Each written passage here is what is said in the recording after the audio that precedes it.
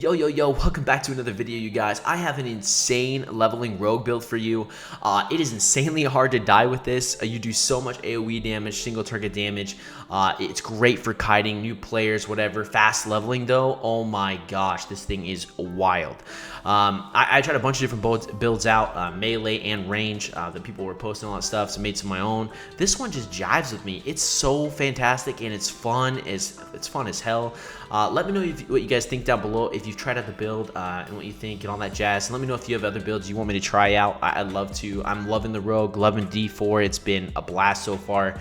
So excited for this game to come out. So let's get into the build. For the build, we're going to take Forceful Arrow here. This is huge, just a fantastic ability overall. But what's really big is you're leveling.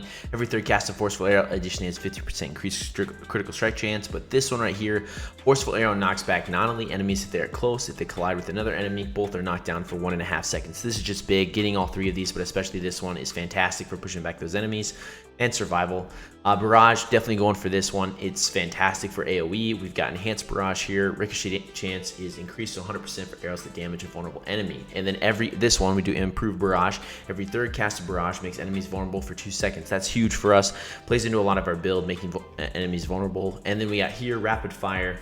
Gives you energy when you're damaging a vulnerable enemy again, so that's fantastic. Each subsequent arrow from Rapid Fire increases our critical strike chance, which is fantastic. And then we also gain 15 energy per cast of Rapid Fire when it damages a vulnerable enemy. So again, playing into itself with vulnerable. We're doing Caltrops. This is a little bit different. I've been playing around a lot of other movement abilities, but Caltrops is just really good for this kiting and surviving here. So we're gonna do Caltrops, Enhanced Caltrops. Enemies take 3% increased damage from each second they're in Caltrops, and Caltrops now deal cold damage and shields enemies for 20% per second.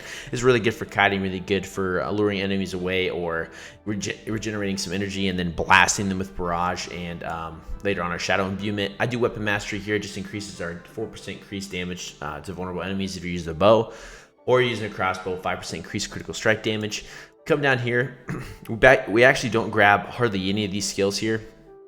I have some gear that's allowing me to get some of these points here, but we're gonna grab Exploit. You deal 6% increased damage to healthy and injured enemies, and then right here you deal 3% increased damage to vulnerable enemies. Great for single target, great for AoE. It's awesome. Okay, then we're going over here. This is big, Shadow Imbuement. Okay, if the infection expires before the enemy dies, we'll deal 172 damage to only that enemy, but it will explode if you deal shadow damage and affect enemies for 6 seconds. Affected enemies explode on death, dealing a bunch of damage to all surrounding enemies. That's just freaking awesome. It's fantastic. Then we're gonna do Enhanced Shadow Imbuement, 25% increased critical strike chance against injured enemies affected by Shadow Imbuement, and then also Blended Shadow Imbuement. Primary Explosion makes enemies vulnerable for 2 seconds. So again, we're playing in this vulnerable kind of hurting everything, blasting them in AoE, even for single target. This build is absolutely crazy. And then we're actually gonna grab Shadow Clone. I actually like Rain of Arrows quite a bit and Death Trap for this, but Shadow Clone just is fantastic right now. It's kind of broken. But your Shadow mimics your actions for 15 seconds. The Shadow deals 60% of your damage. So basically, I mean, if we're doing this in big AoE windows, have a Shadow Clone, Shadow Imbuement, we're blowing up everything. Everything's dying and it's fantastic. Then we do Prime Shadow Clone. You're unstoppable for 5 seconds after casting Shadow Clone. So super big there. Also a big thing to note here, if you don't have those skill points, you can actually get more if you come in here to the map, go to View Rewards, and if you get here in Fractured Peaks, you can get an extra skill point there, and then you can also get an extra skill point here. So there's that. And then for the build as well, if we come in here to specializations, we're not using combo points, we're using Inner Sight. This is a really big part of our build. Attack marked enemies to fill up your Inner Sight gauge. When it's filled, gain unlimited energy for 4 seconds. That's just huge. Energy regeneration, fighting enemies, all that jazz. This build is absolutely nuts. Loved it. Played with it a ton. Tried a bunch of different builds out. For me, this one just works.